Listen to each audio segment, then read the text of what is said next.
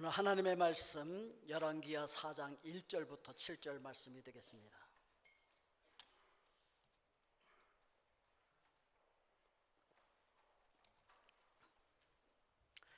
열왕기하 4장 1절부터 7절 말씀을 우리 교독하도록 하겠습니다.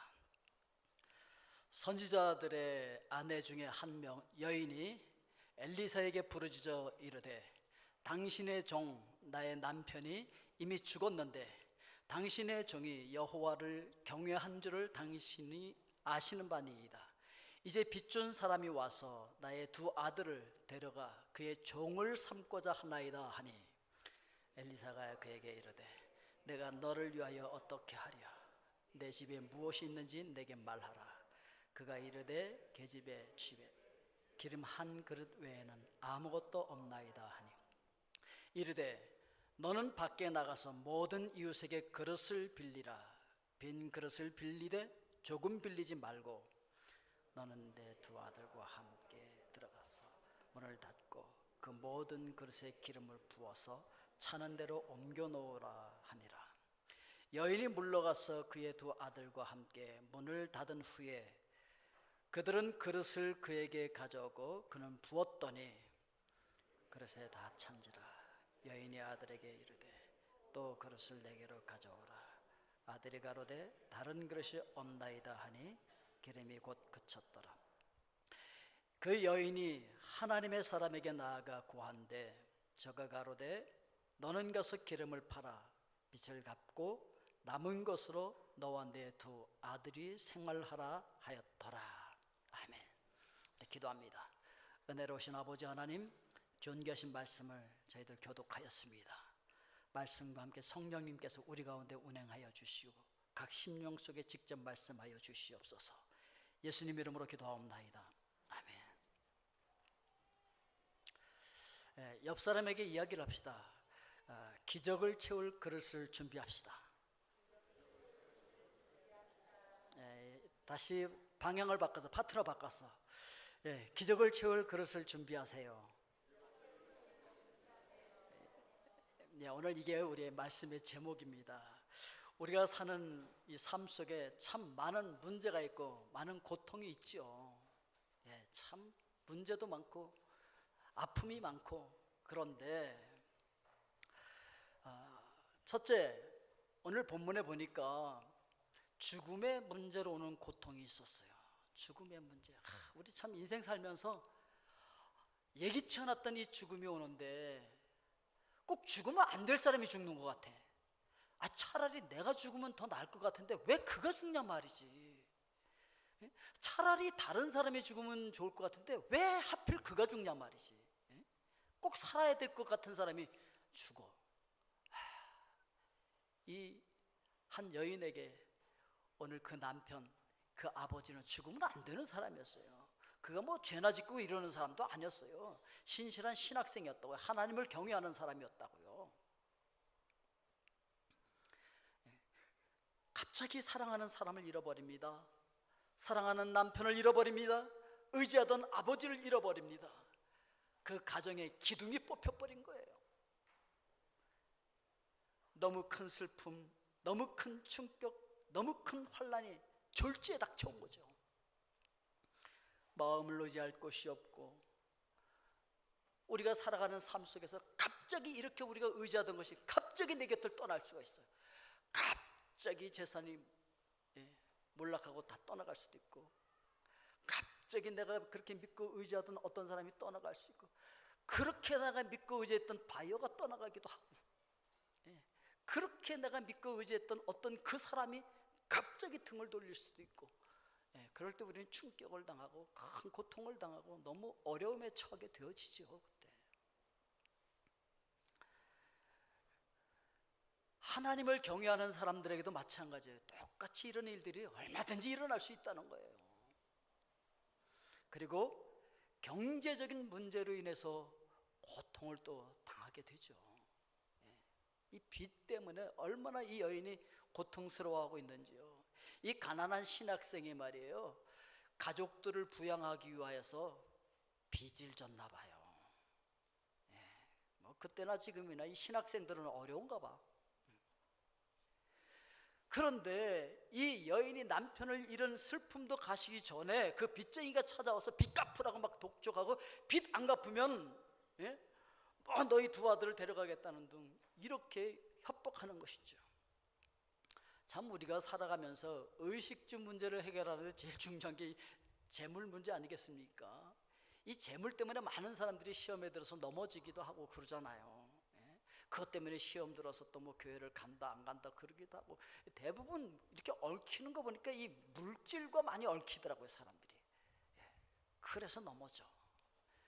성경에 보니까 아간도 그랬고, 엘리사의 종 게하시도 그랬고, 가룟 유다도 그랬고, 예수님을 찾아왔던 부자 청년도 그랬고, 그 성령께서 강하게 역사하면서 초대교회가 막 시작될 때 아나니와 삽비라도 그랬어.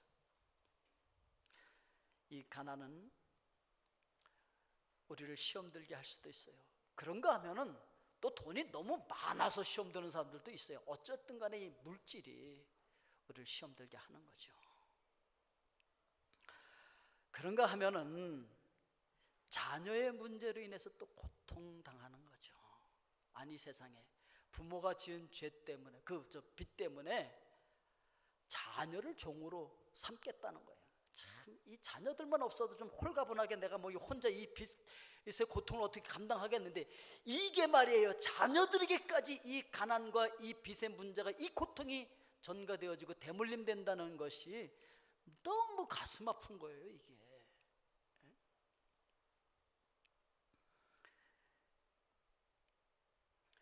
예기치 않던 일로 인해서 갑자기 가난하게 되는 것도 참 힘든 문제인데, 이 빚쟁이에게 말이에요, 빚 갚으라고 독촉을 받고 시달리는 거 정말 고통스럽습니다. 저도 옛날에 어릴 때 말이에요, 제가 청소년기에 우리 집이 가난하니까, 가난하다 보면 빚지게 돼 있잖아요. 빚을 졌는데 이 빚 갚으라고 하는데 진짜 못 살겠더라고요. 진짜 그거 정말 힘들어요.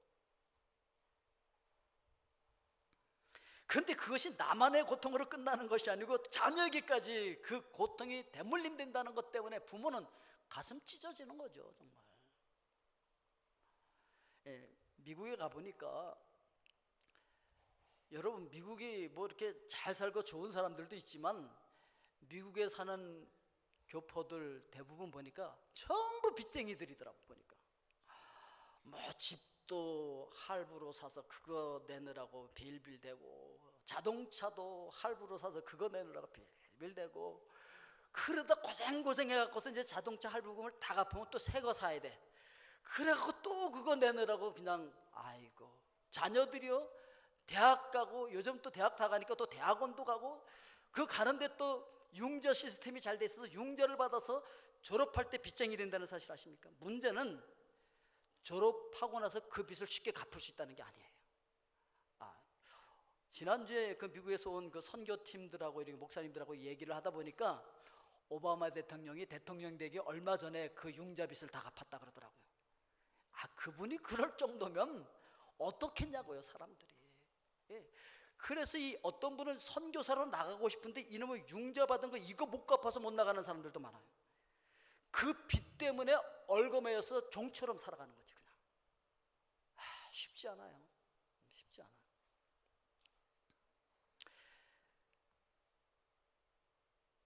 지금 브라질 리우 올림픽이 막 진행되고 있잖아요. 그런데 이 미국 애틀란타에서 전지 훈련을 하고 있던 아프리카 나이지리아 대표팀이 원래는 지난달 29일 날 브라질로 입성할 계획이었었어요. 그런데 돈이 없어서 비행기 티켓 값을 못 낸 거야. 그래갖고 할 수 없이 1일 날 출발하려고 1일 날 다 예매를 해놨는데 그 돈도 못 갚았어. 그래갖고 또 취소됐어요. 못 갔어요. 이게 빨리 안 들어가면은 몰수패 당하거나 아니면은 위약금을 엄청나게 물어야 되거나 거액의 벌금을 내야 돼. 그래서 할 수 없이 부랴부랴 2일 날 전세 비행기를 준비해서 그걸 타고 가려는데 그 돈을 또 못 냈어. 또 취소가 돼버렸어. 이제 아주 몰수패를 당하고 거액의 위약금을 물어야 될 그런 형편에 처해 있는데, 그 아틀란타에 그 근거지를 두고 있는 이 델타 항공에서 우리가 그 딱한 사정을 보니까 참 안 됐다. 20년 전에 이 애틀란타에서 축구 우승을 했던 그 올림픽 우승팀이었는데, 아니 돈이 없어서 못 가서 몰수패를 당한다? 이건 너무 가슴 아픈 일이다. 그래서 우리가 전세기를 내주겠다. 델타항공에서 전세기를 내줘요. 참 은혜죠. 그래가지고서 부랴부랴 그 전세기를 타고서 브라질에 도착을 하는데, 그 경기 시작 6시간 반 전에 딱 도착을 한 거야. 그리고 숙소에 그 짐을 끌고 가서 짐을 놓고 정리를 하고 부랴부랴 경기장에 도착하니까 1시간 전이야. 일본하고 축구 시합을 해야 되는데 1시간 전에 딱 도착을 한 거야. 도착하니까 당신들 일찍 와서 인터뷰를 해야 되는데 그 시간을 놓쳐버렸기 때문에 벌금 물어야 된대.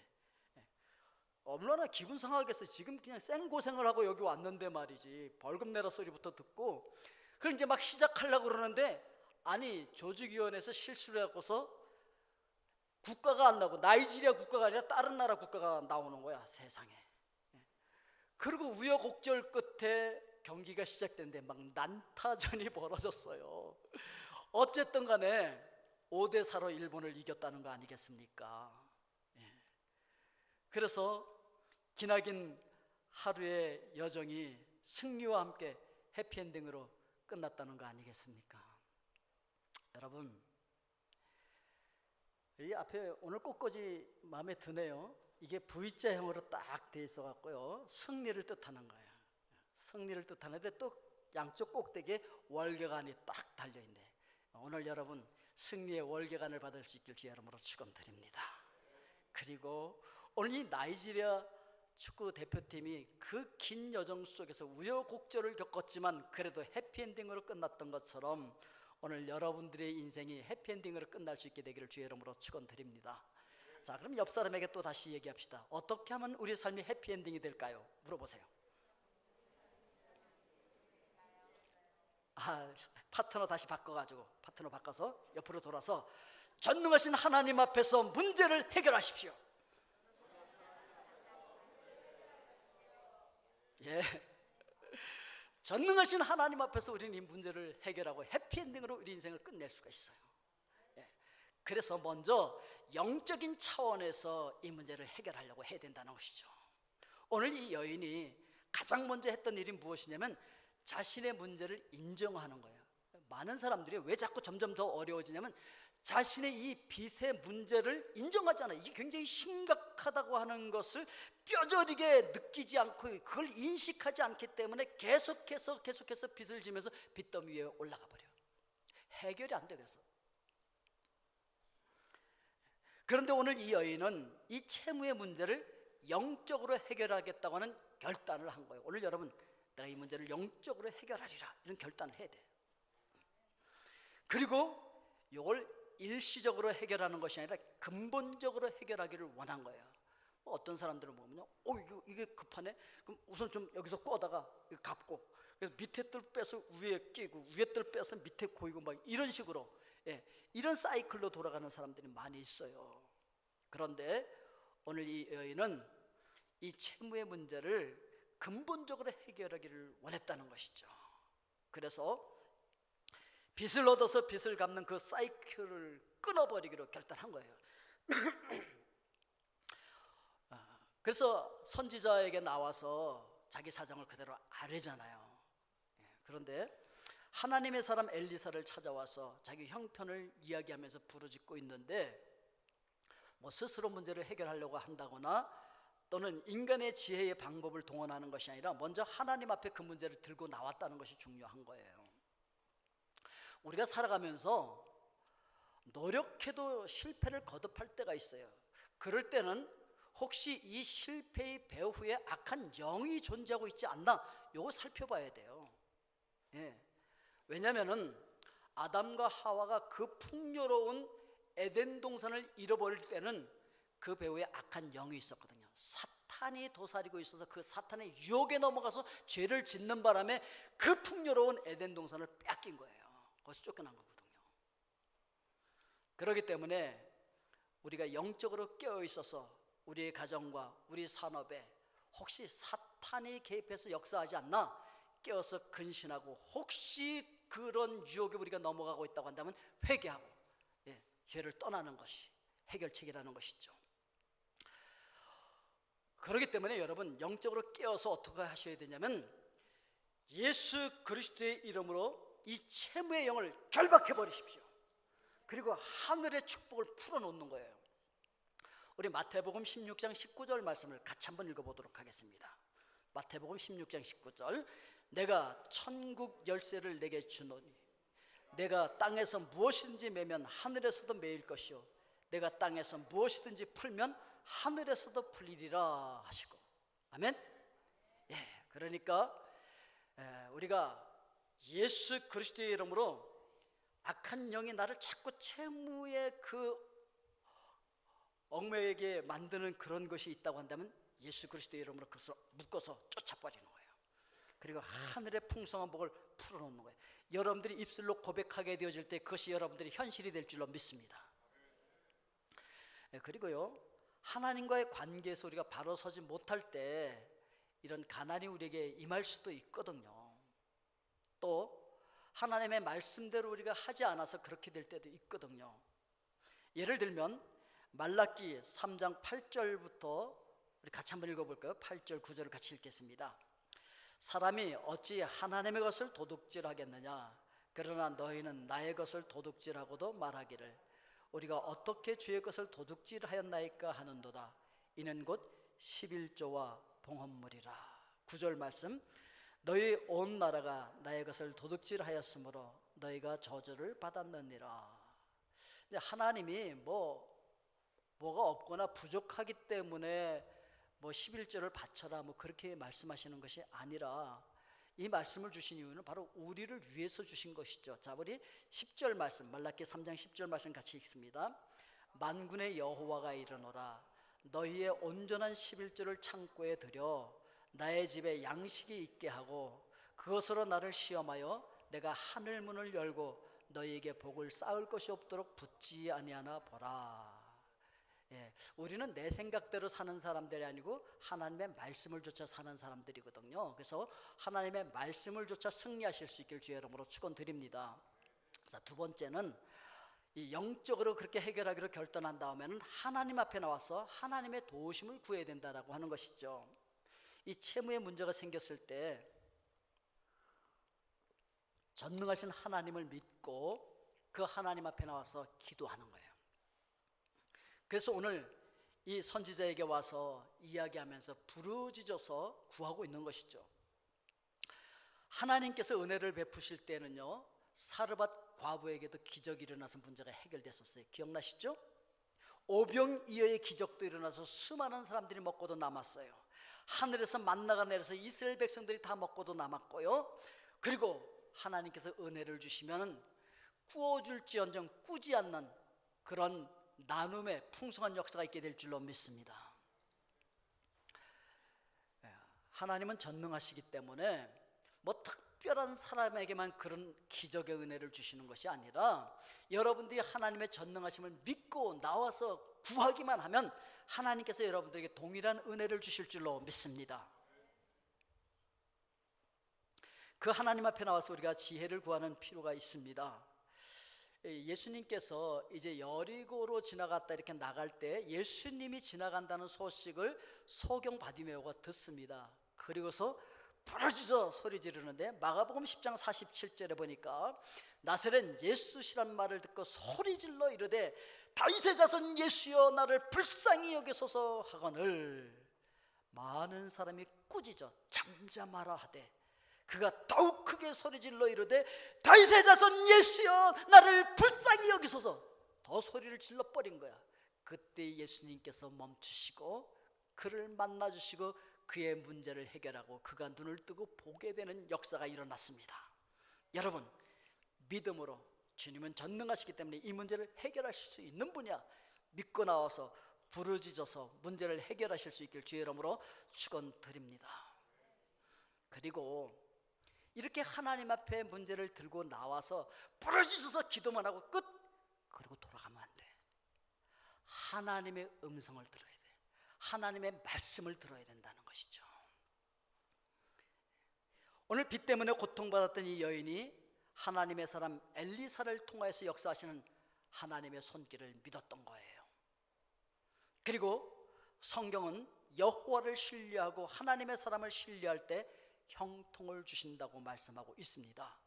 역대하 20장 20절 말씀을 우리 같이 읽겠습니다. 이에 백성들이 아침에 일찍 일어나서 드고와 들로 나가니라. 나갈 때 여호사밧이 서서 이르되 유다와 예루살렘 주민들아 내 말을 들을지어다. 너희는 너희 하나님 여호와를 신뢰하라. 그리하면 견고히 서리라. 그의 선지자들을 신뢰하라. 그리하면 형통하리라 하고. 믿음이 있는 사람들만이 영적인 안목을 가지고 하나님의 사람들을 존귀하게 여기고 육신적으로 대하지 않고 영적으로 대할 수 있죠. 하나님이 세우신 사람으로 이제 대하고 있는 것이죠. 그렇게 할 때 형통이 있고 기적이 나타나고 있는 모습을 우리는 성경에서 찾아볼 수가 있는데, 똑같은 사람이다 보니까 부족한 점이 있을까요, 없을까요? 있지요. 그냥 인간이라고 생각하면 허물 많지요. 그러나 하나님께서는 그 하나님의 사람들을 통해서 말씀을 전하게 하시고 그 전하는 말씀을 통해서 우리가 복을 누리기 때문에 하나님의 복을 전하는 축복의 통로고 축복의 채널이 되어지는 것이죠. 이 하나님의 사람 엘리사가 이렇게 얘기합니다. 아직도 남아있는 것이 무엇인지 생각해 보라는 것이죠. 2절 말씀에 엘리사가 그에게 이르되 내가 너를 위하여 어떻게 하랴? 내 집에 무엇이 있는지 내게 말하라. 그가 이르되 계집종의 집에 기름 한 그릇 외에는 아무것도 없나이다. 이렇게 얘기를 해요. 뭐 어려운 것 같아서 좀 어떻게 지내세요? 어떤 어려움이 있어요? 이렇게 물어보면 그냥 솔직하게 다 이야기를 하면 되는데, 대부분의 사람들이 하나님의 사람을 신뢰를 안 해서 말을 안 해. 우리 집에 경제 상황이 어떤지, 얼마가 남아있는지, 이걸로 어떻게 뭘 해야 될지 이런 얘기를 안 해. 도대체 나중에 보면 뻥 터져갖고서 또 문제가 크게 되고, 진작 얘기 좀 하지. 그렇게 찾아가서 물어볼 땐 말도 안 하고 있다가 말이에요, 문제만 크게 터뜨리고 막 이럴 때가 참 많거든요. 이게 신뢰를 하지 않기 때문에 그런 일들이 일어난다는 생각을 하게 되어집니다. 뭐 얘기하면 또 다 뺏어갈까 봐 그러는지, 여러분 엘리야나 엘리사를 통해서 여러분 보는 것처럼 뭐 하나님의 사람들이 거짓입니까? 하나님의 사람들이 뭐 도둑입니까? 아니거든요. 엘리야가 그 가난한 사렙도 가부에게 그 마지막 남아있는 그 음식을 뺏어 먹은 것처럼, 아이고 세상에, 해도 해도 너무야. 아무리 자기 배고프다고 마지막 남은 그걸 달라고 해서 먹어버려? 이렇게 생각할지 모르는데, 그걸 먹은 이유가 뭐예요? 그건 바로 그 여인과 그 아들을 축복하기 위해서 그런 거예요. 그리고 그렇게 축복한 대로 복이 넘쳐났다고요. 하나님의 사람들이 거지라서 그걸 얻어먹습니까? 아니거든요. 그걸 먹으면서 그걸 축복할 때 그 가정에 하나님의 복이 임하게 하는 축복의 통로가 되기 위해서 그렇게 한 것이었죠.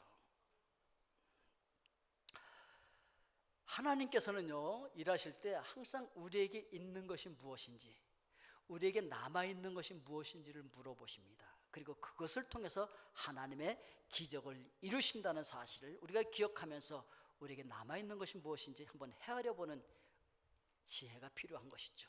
자, 그리고 또 뭐라고 얘기하냐면은 빈 그릇을 많이 준비하라고 얘기하는 거예요. 3절에 보니까 이르되 너는 밖에 나가서 모든 이웃에게 그릇을 빌리라. 빈 그릇을 빌리되 조금 빌리지 말라. 이렇게 이야기를 하고 있습니다.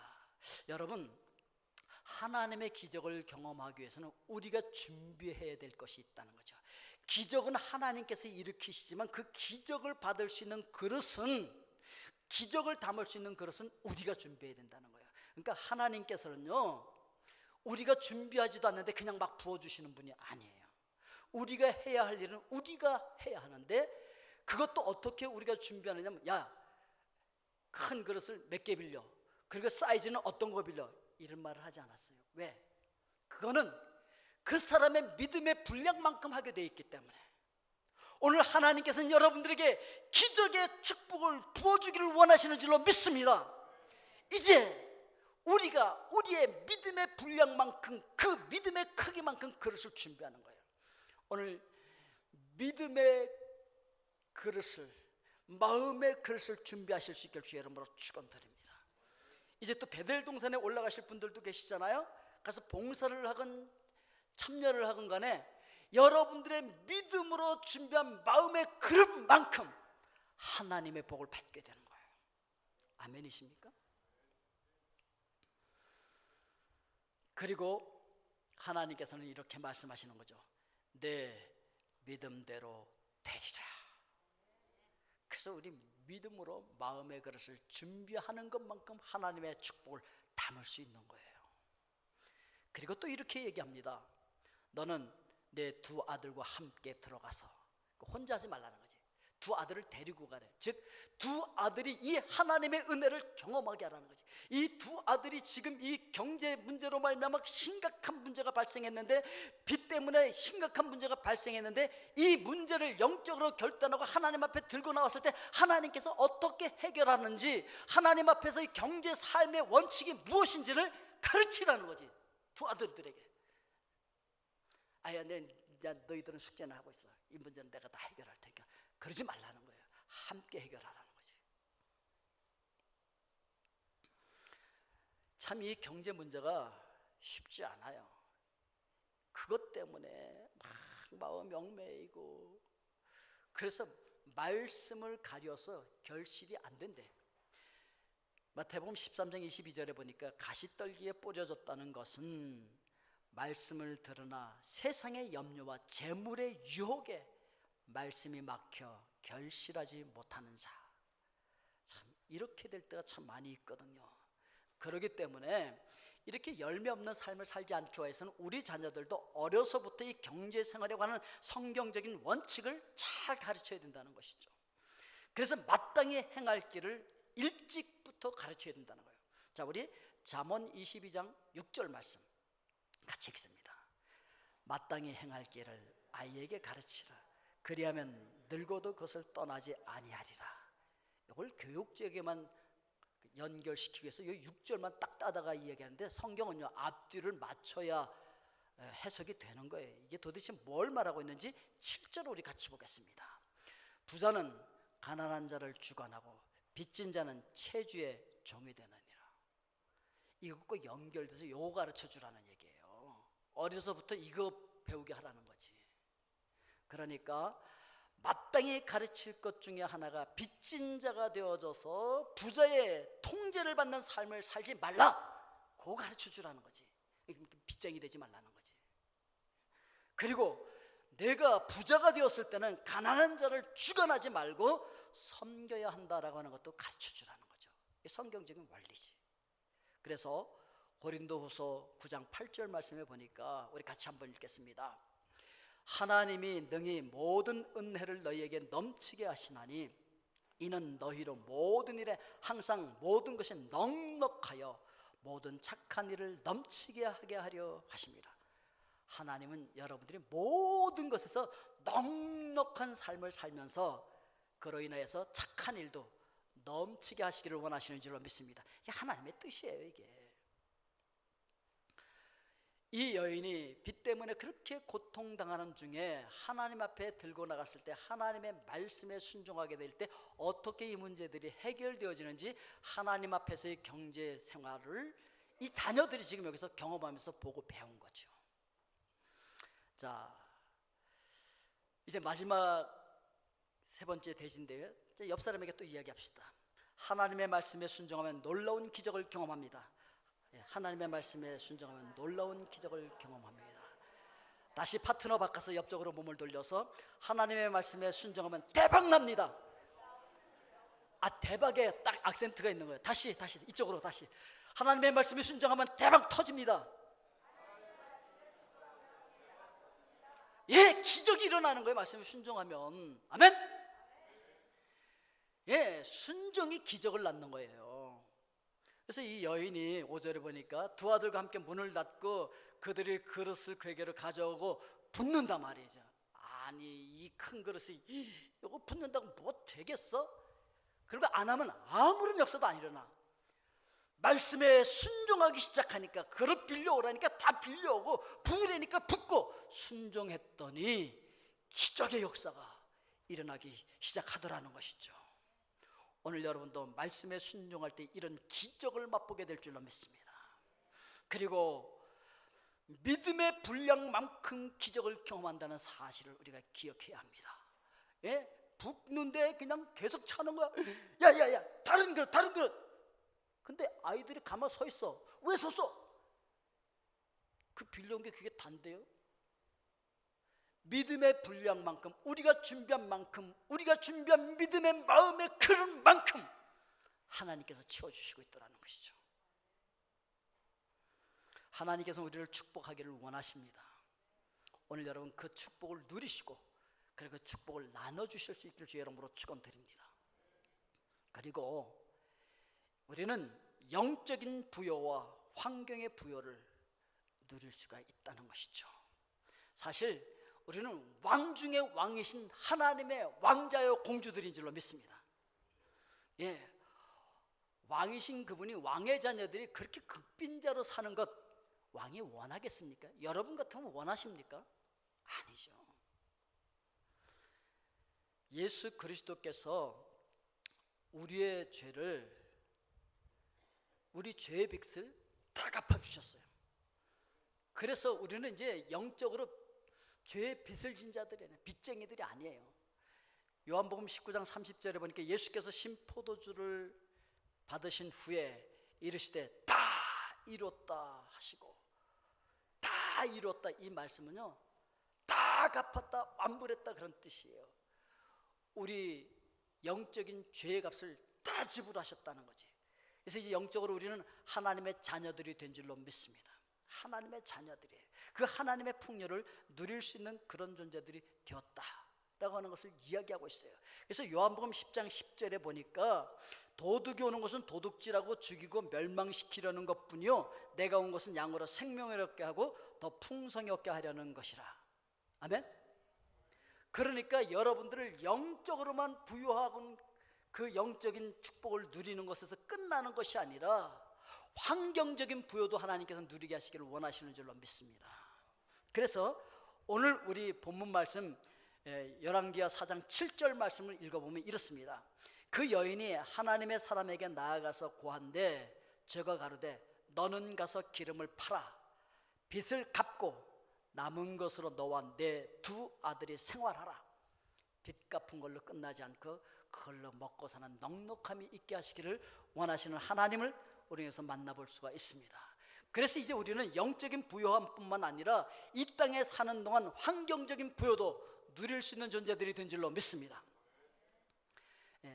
예수 그리스도께서 친히 가난하게 되신 이유를 우리를 부유하게 하기 위해서라고 말씀하신 걸 우리가 다시 한번 기억해야 돼요. 고린도후서 8장 9절에 보니까 우리 주 예수 그리스도의 은혜를 너희가 알거니와 부유하신 이로써 너희를 위하여 가난하게 되심은 그의 가난함으로 말미암아 너희를 부유하게 하려 하심이라. 아멘. 아니 나를 부자가 되게 하기 위해서 풍요롭게 하기 위해서 예수님 그렇게 가난해지셨다는데 예수님도 가난하고 나도 그렇게 살고 그건 안 되지. 너무 미치는 삶이잖아요. 그거는. 오늘 여러분들에게 죽음의 문제, 경제의 문제, 자녀의 문제 이런 모든 문제들이 있을 수 있습니다. 이 문제를 영적인 차원에서 해결하실 수 있길 주의 이름으로 축원드립니다.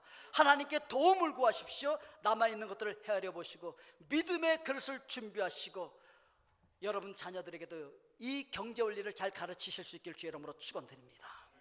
순종하면 우리는 놀라운 기적을 경험하게 되어집니다.